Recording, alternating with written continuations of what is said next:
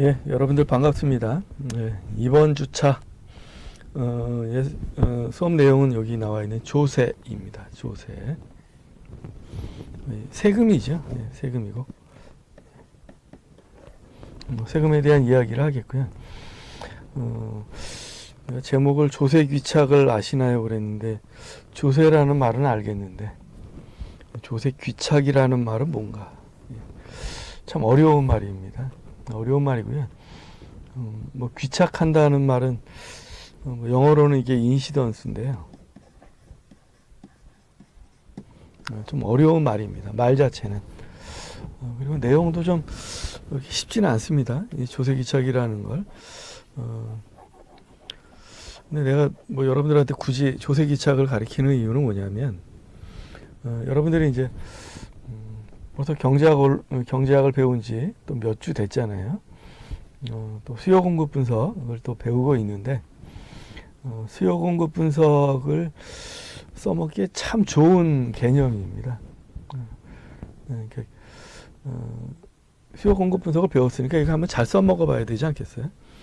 조세기착이 한번 적용해 보면 아주 좋은 그런 뭐 적용 사례가 될 수 있고요.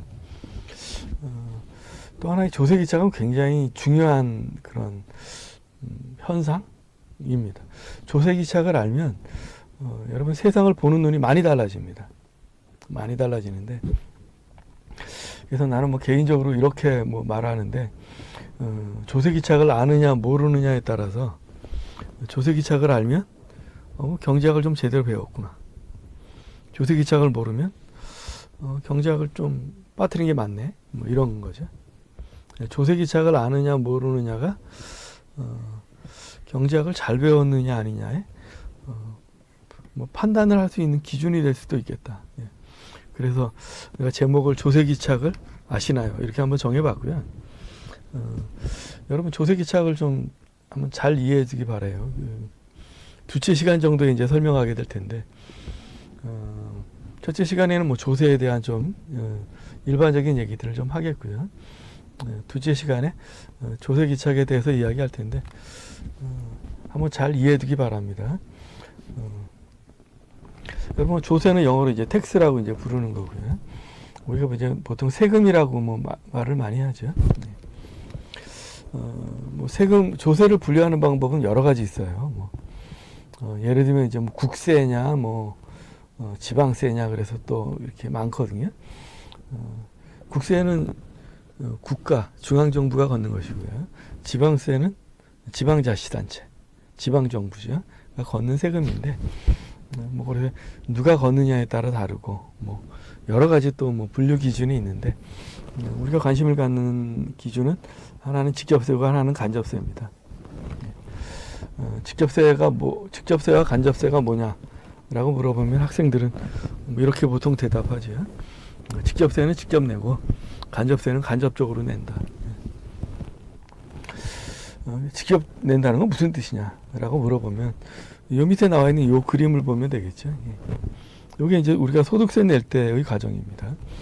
요 사람이 15만 원 세금 내는 거죠. 세금 내는데 누구한테? 조세 당국인데 이거는 우리나라 국세청이죠. 세금 누가 냈죠? 돈을 누가 냈습니까? 돈 이 사람이 냈죠. 돈 낸 사람이 이제 담세자입니다. 법적으로. 이 세금을 내는 절차는 누가 밟았죠? 누구 명의로 세금을 냈나요? 이 사람 명의로 세금 냈습니다. 그럼 이 사람이 납세자입니다.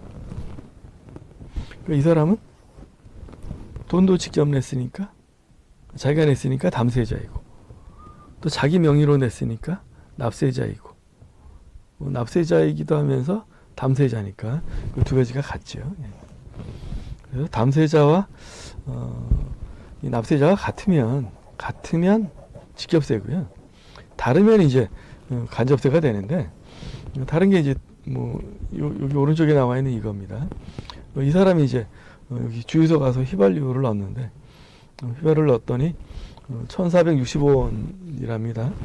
요즘 이거보다 더 비싸긴 한데, 그러면 이 사람들은 1,465원 받았으니까 그거 다 먹으면 되느냐 하면 아니죠. 예. 세금 내야 합니다. 한 870원 정도 세금 내야 되는데, 여기도 이 조세 당국은 이거 우리나라에도 국세청입니다. 물론.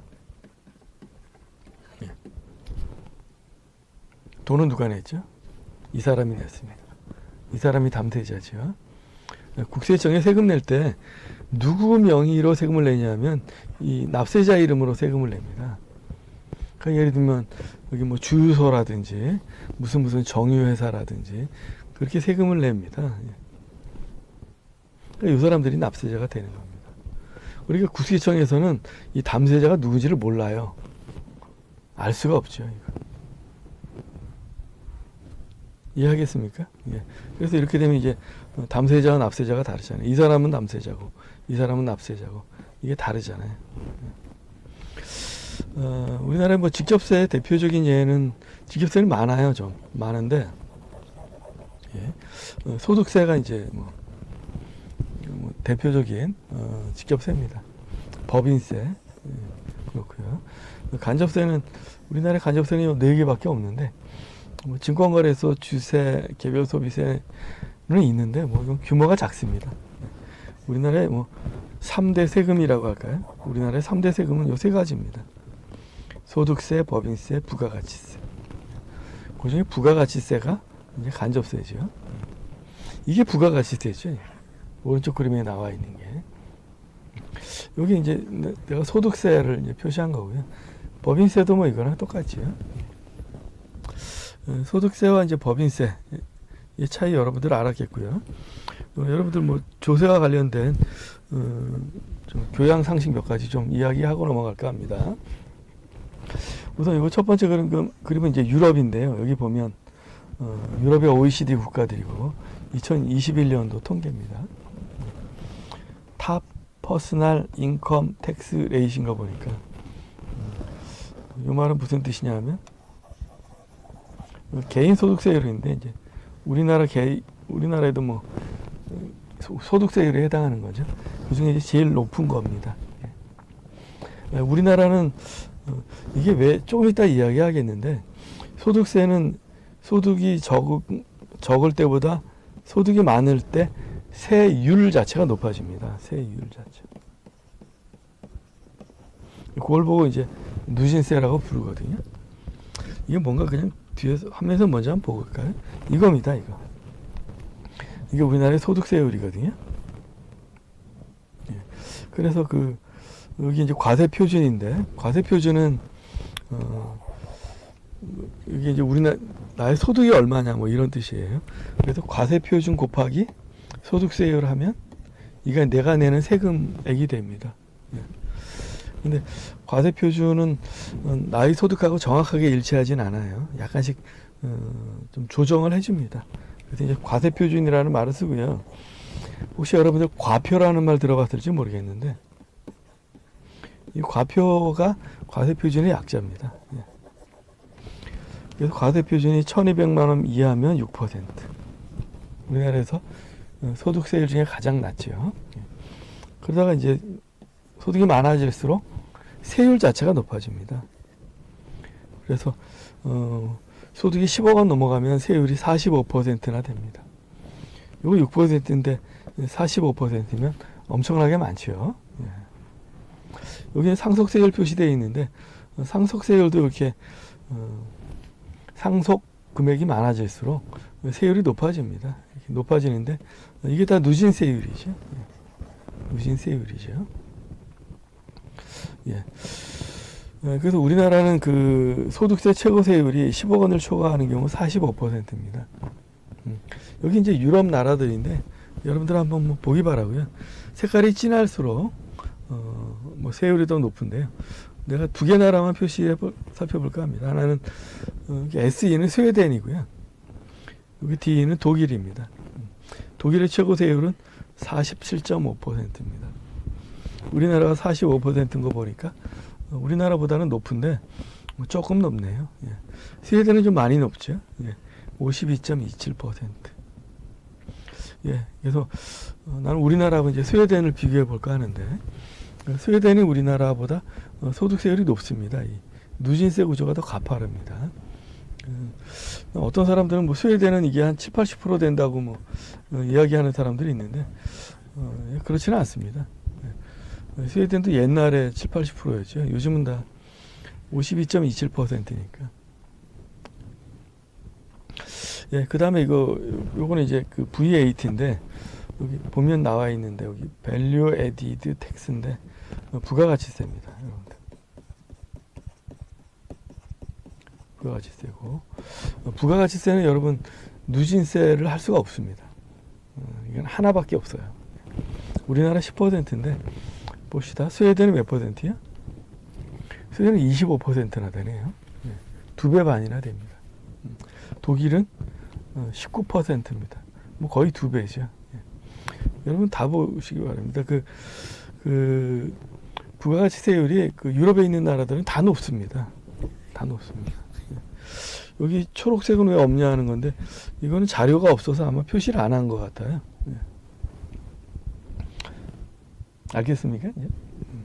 그러면 이제 그 다음 부가가치세 살펴봤으니까 이제 상속세를 살펴보려고 하는데, 내가 이거 자료를 인용한 기관은 여기 텍스 파운데이션이라는 이 기관이고요. 출처는 이러합니다. 여러분 인터넷에 그 찾아보면 나옵니다. 네, 여러분들 여기 이제 이스테이트 이네리턴스 기프트인데요. 이스테이트 텍스면 이게 지금 우리나라로 따지면 재산세입니다.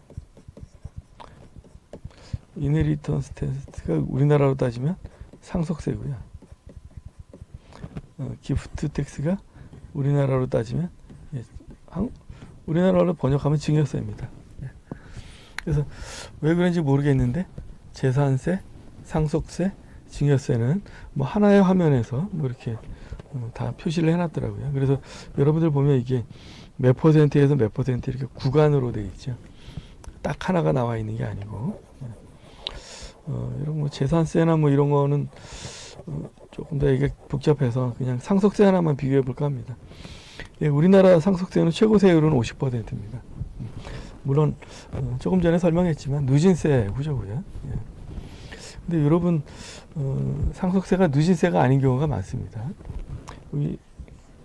여기 상속세인데 여러분 독일은 7에서 50%인데 이게 아마 재산세랑 증여세랑 해서 범위가 이제 좀 크게 돼 있어요. 내가 재밌는 거 이거 스웨덴인데요. 스웨덴, 노르웨이가 다 마찬가지인데 하늘색인데 하늘색은 표시가 안 돼 있습니다.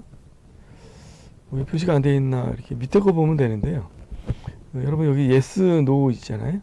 no가 어떤 나라냐면 재산세, 상속세, 증여세를 부과하지 않는 나라가 부과하느냐고 물어봤는데 no라는 거죠. 예. 무슨 뜻이냐면 무슨 뜻이죠? 예, 스웨덴은 재산세, 상속세, 증여세가 없습니다. 예. 스웨덴, 노르웨이, 요거 에스토니아고요. 요거 라트비아고, 요건 오스트리아고, 요거 이제 슬로바키아인데, 내가 알기로 스페인도 상속세가 없는 걸로 아는데, 그러니까 요 나라들은 재산세, 상속세, 증여세가 없습니다. 그러니까 여러분들 어떻게 생각하는지 모르겠어요.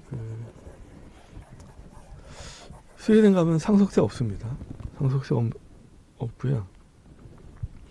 그래서 우리나라와 이제 스웨덴은 이제 좀 비교해 보면 이 밑에가 이제 우리나라의 소득세의 뭐 누진세 구조. 여기 45%라고 그랬는데 거기 여기 표시되어 있는 겁니다. 여기. 상속세 최고세율은 50%라고 그랬는데 거기 여기 50%고요. 부가가치세율은 아까 10%라고 했습니다.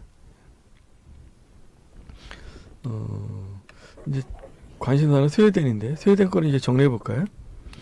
소득세 최고세율은 52.27%로 스웨덴이 높습니다. 부가가치세는 스웨덴이 25%인데 스웨덴이 높습니다. 상속세는 스웨덴이 없어요. 그러니까 우리나라가 상속세가 높습니다. 여러분들 이거 한국하고 스웨덴을 이제 비교해 본 건데, 뭐 스웨덴 말고도 많은데 스웨덴이 그 중에 뭐 가장 좀 극단적인 나라라고 그럴까요? 우리나라랑 좀 정반대 나라쯤 돼서 이렇게 이제 비교해 본 건데, 여러분 스웨덴이 우리나라보다 소득세를 더 많이 걷긴 합니다. 이게 누진세 구조도 더 세고요. 세금 더 많이 걷는 나라이긴 합니다. 근데 부가가치세를 많이 걷습니다. 2배 반이나 되거든요. 상속세는 또 안 걷습니다. 이게 어떤 의미가 있는지 한번 생각해 보기로 합시다. 여러분 소득세는 소득 분배를 개선시킨다고 알려져 있습니다. 왜 그러냐면 누진적이기 때문에 그렇습니다. 그러니까 부자들일수록 세율이 더 높거든요. 부자들일수록 부자들이 세금을 많이 내는 게 아니라 세율도 높아요. 부자들은 세율이 같아도 세금을 많이 내게 돼 있어요. 왜냐면 부자니까. 세율이 같아도 부자들은 세금을 많이 내는데, 누진세 구조화에서는 세율도 높아지기 때문에 이중으로 그 세금을 많이 내게 되는 거죠. 그래서 누진적 구조화에서는 소득 분배를 개선시키는 효과가 있습니다. 반면에 이제 부가가치세, 여기 내 부가가치세, 간접세 이렇게 표시했는데, 그거는 소득 분배를 개선시키는 효과는 없습니다. 왜냐하면 세율이 부자나 가난한 사람이나 똑같거든요. 그러면 여러분 그 소득 분배를 개선시키자고 하면 소득세율이 높아야 될까요? 간접세율이 높아야 될까요? 소득 분배를 개선시키려면 소득세율이 높은 게 좋죠. 스웨덴 한번 비교해 봅시다. 스웨덴하고 한국하고 소득세율 비교하면 물론 스웨덴이 높습니다. 근데 45%나 52.27%는 뭐 높다면 높은 건데 별로 뭐 그렇죠. 예. 근데 여러분 간접세율은 스웨덴이 훨씬 높습니다. 간접세, 요 부가가치세율은 소득 분배 개선 효과가 있다고요? 없습니다. 이거 심지어 소득 분배에 역행한다고 해서 역진적이라는 말을 쓰기도 하거든요. 스웨덴은 참 이상한 나라입니다. 누진적인 소득세율은 조금 높고 역진적이라는 간접세율, 부가가치세율은 아주 높습니다. 우리나라와 비교할 때. 게다가 상속세도 없습니다. 그러니까 여러분들 이 스웨덴 그러면 우리가 스웨덴은 복지국가고, 스웨덴은 뭐 세금도 많이 걷고 뭐 다 소득 분배 개선시키는 그런 정책만 하고 이럴 것 같은데 그렇지 않다는 겁니다. 의외로. 예. 스웨덴은 소득세가 높은 편이긴 한데 간접세율이 우리나라보다 2배 반이나 높습니다. 게다가 상속세, 증여세, 재산세는 아예 없어요 또. 예. 여러분들 이상하지 않습니까? 스웨덴은 저렇게 해서 어떻게 이 복지국가가 됐죠? 스웨덴을 포함한 유럽 국가들이 세수의 한 3분의 2 정도가 간접세입니다. 독일, 유럽, 프랑스 다 그렇습니다. 그 얘기는 뭐냐면 유럽의 복지 국가들은 간접세를 걷어서 복지 국가가 된 것입니다. 간접세에 의존해서 복지 국가가 된 겁니다. 알겠습니까? 네. 직접세, 소득세, 이런 거, 그런 것도 효과가 있겠죠. 있을 텐데, 결정적인 것은 간접세에 의존해서, 세금 많이 걷고, 그 돈으로 복지 지출하고, 그래서 복지 국가가 된 것입니다. 여기 우리나라에서 그 간접세가 차지하는 비중을 제시했는데, 우리나라는 한 3분의 1 정도가 간접세입니다. 3분의 1을 조금 넘죠. 그러니까 우리나라는 주로 직접세가 3분의 2가 되고 간접세는 3분의 1이 되는 나라고요. 스웨덴은 그거랑 반대입니다. 간접세가 3분의 2이고 직접세가 3분의 1 정도 되는 나라입니다. 그래서 우리나라는 소득세가 낮은 편이고요. 스웨덴에 비해서는 낮다는 뜻이고요. 간접세율은 10%인데 이거는 세계에서 가장 낮은 편에 속합니다. 일본이 우리나라보다 더 낮긴 한데. 그리고 상속세, 증여세, 재산세인데 특별히 상속세는 우리나라가 세계에서 1등 아니면 2등입니다. 미국하고 우리나라가 1등 아니면 2등이거든요. 그래서 여러분들 내가 지금까지 직접세, 간접세 이야기 쭉 해왔는데 요 빨간색 문장을 한번 여러분들 혹시 우리나라에 소득 분배 개선해야 된다는 목소리도 많고 또 복지국가를 지향하자 이런 사람도 많은데 그 사람들이 알았으면 하는 게 있습니다. 나도 우리나라가 복지국가가 되는 게 좋거든요. 그렇게 됐으면 좋겠는데 그렇게 되려면 간접세율의 인상이 불가피하다는 거 여러분들 알아야 합니다. 우리나라 복지국가라는 건 간접세에 의존해서 만들어진 나라다라는 걸 여러분들 꼭 알아야 되겠습니다. 그래서 이제 조세 제도와 관련해서 직접세, 간접세 이야기했고요. 조세와 관련돼서 이제 둘째 시간에 이제 조세 기착을 설명한다고 그랬잖아요. 그거 하기 전에 조세의 효과를 일반적으로 한번 여러분 잠시 녹화 상태가 안 좋아서 다시 하도록 하겠습니다.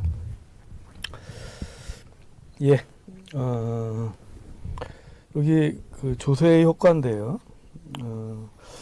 이제 이 교시에 이제 조세 기착에 대해서 본격적으로 설명을 하겠고요. 그거 전에 조세 효과를 분석하는 어떤 방법이라고 그럴까요? 기본 관점 이런 건데 우선 조세 효과를 분석하는 그림은 거기 나와 있는 이 그림과 같습니다. 이 그림을 보시면 이게 수요 공급 분석인 거 여러분 다 알겠죠. 보니까 이렇게 공급 곡선이 처음에 있었을 때 균형이 이것이었고요. 근데 이제 공급 곡선이 이제 이동한 거네요. 이렇게 이동하니까 균형이 바뀌었고요. 그러다 보니까 가격이 올라갔고 거래량은 줄어들었고 우리가 지금까지 수요 공급 분석을 하면서 계속해서 해왔던 것들입니다. 이렇게 분석하는 겁니다. 이게 이제 조세 효과를 분석할 때, 조세를 부과하면 공급 곡선이 이렇게 위쪽 또는 왼쪽으로 이동한다라고 이제 그렇게 분석을 합니다. 그렇게 분석을 하는데,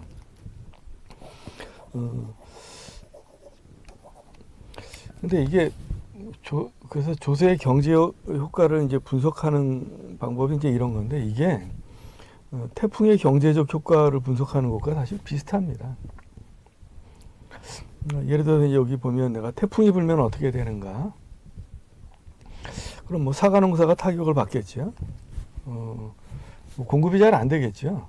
공급이 잘 안 되니까 당연히 공급선은 왼쪽으로 이제 가겠죠. 그렇죠. 태풍이 불어서 사과 농사가 타격을 입으니까 사과 이제 공급이 제대로 안 되는 거죠. 그러니까 이제 결과적으로 사과 가격은 올라가게 되고 또 이제 사과 거래량은 줄어들게 되고 거래량 축소, 그 다음에 가격 상승 이런 게 이제 나타나게 되는 거죠. 이거와 똑같습니다. 조세도 이거와 똑같이 조세가 부과가 되면 어떤 사람에게 타격이 있습니다. 세금이 부과되면 예를 들면 주택 시장에 세금이 부과되면 주택 시장에 이제 타격이 있는 거죠. 그럼 이제 가격은 상승하게 돼 있고요. 거래량은 축소되게 되어 있습니다. 그래서 여러분들 그림으로는 이렇게 되는 거다라는 거 이제 좀 알아두기 바라고요. 이거 사실 좀 어려운 이야기이기도 한데 요걸 내가 시험 문제에 내지는 않을 생각입니다. 이거 하려면 좀 또 이래저래 또 공부를 좀 더 해야 되니까. 근데 요 내용이 이제 이기호시의 조세기착을 설명할 때 좀 관련성이 있어요. 그래서 내가 지금 설명은 해두는 거고요. 그래서 좀 선행지식으로 알아두는 게 좋겠다 싶어서 이야기했고, 어쨌든 재미있는 것은 조세는 공급곡선을 왼쪽으로 이동시키는 효과, 뭐 그런 걸 갖는다라는 걸 알아두기 바라고. 그래서 조세 효과는 사실은 태풍의 효과하고 사실 같습니다. 태풍이 시장을 한번 망가뜨리는 거 아니에요? 뭐 사과 농사를 망하게 되는 거죠. 그래서 가격은 올라가고 거래량은 줄어들게 되는 것처럼 조세도 마찬가지라는 겁니다. 조세가 부과되면 뭐 어떤 산업, 어떤 시장에 분명히 타격을 줍니다. 그것은 그래서 이제 가격은 올라가게 돼 있고요. 거래량은 축소되게 돼 있습니다. 이것은 확실하다고 보면 되겠습니다. 그러니까 예를 들어서 주택 시장에 조세가 부과되면 주택 가격은 올라가게 돼 있습니다. 주택 거래량은 또 축소되게 돼 있고요. 그것은 이 그림을 보면 확실합니다. 뭐 이럴 때도 있고 저럴 때도 있고 그런 게 아니고, 주택 시장에 조세가 부과가 되면 주택 가격은 반드시 올라가고요. 주택 거래량은 반드시 감소하게 되어 있습니다. 알겠죠? 그래서 주택 조세라는 건 일반적으로 민간의 경제 활동을 위축시킵니다. 내가 여기 민간 경제 활동이라는 말을 거기 쓰긴 했는데, 시장을 위축시킨다 이렇게 보면 되겠습니다. 민간 경제 활동인데 이건 이제 뭐 시장을 위축시킨다. 조세라는 것은 가격을 올리고 거래량을 줄이는 거니까 뭐 위축시키는 거죠. 그러면 이제 뭐 사람들은 그 조세는 없애야 되는 거 아니냐라고 이제 말할지도 모르겠습니다. 조세가 있으면 그 민간 경제 활동을 위축시키는 거니까. 근데 또 조세라는 건 이게 정부 지출, 그러니까 정부가 하는 일이 있거든요. 그러니까 정부가 어떤 일을 하다 보니 이제 지출을 하게 되는데, 그 지출은 다시 또 반드시 필요한 거니까. 그러니까 뭐 조세를 없애야 된다 이런 건 조금 지나친 얘기고요. 문제는 이제 그런 거겠죠. 그 조세가 민간 경제 활동을 위축시킨다는 걸 알고 있다면 우리는 정부 지출을 정할 때 정부가 할 일을 제일 먼저 정해야 될 거 아니겠어요? 예산을 세울 텐데 정부의 지출을 정할 때 그걸 참 효율적으로 관리해야 합니다. 그러니까 이제 쓸데없는 거 자꾸 이렇게 뭐 정부가 이렇게 일을 한다든지 이러면 안 되고요. 뭐 효율적으로 뭐 꼭 할 일만 해야 되겠죠. 그리고 또 이제 정부가 얼마 쓸 건지 지출액이 정해졌으면 거기에 맞춰서 이제 조세도 세금도 정할 거 아니겠어요? 세금을 정할 때도 또 합리적으로 부과해야 합니다. 왜 그러냐면 정부 지출이 필요하고 정부도 일해야 하고 그래서 세금을 걷어야 되는 건 분명하긴 하지만 결국 그렇게 되는 게 민간의 경제 활동을 위축시키는 것이 분명하기 때문에 그렇습니다. 그러니까 정부 지출을 정하는 것, 세금 정하는 것 아주 잘해야 되겠죠. 아주 잘해서 민간 경제 활동을 위축시킬 텐데 위축시키더라도 이게 조금만, 그러니까 최소한도로 위축시켜야 된다는 겁니다. 알겠죠? 예, 그래서 뭐 이 조세는 없어서는 안 될 것이고, 근데 잘해야 된다. 뭐 그런 뜻이겠죠. 예, 잠시 쉬었다가 2교시에 조세 귀착에 대해서 이제 살펴보도록 하겠습니다. 예, 마치도록 하겠습니다.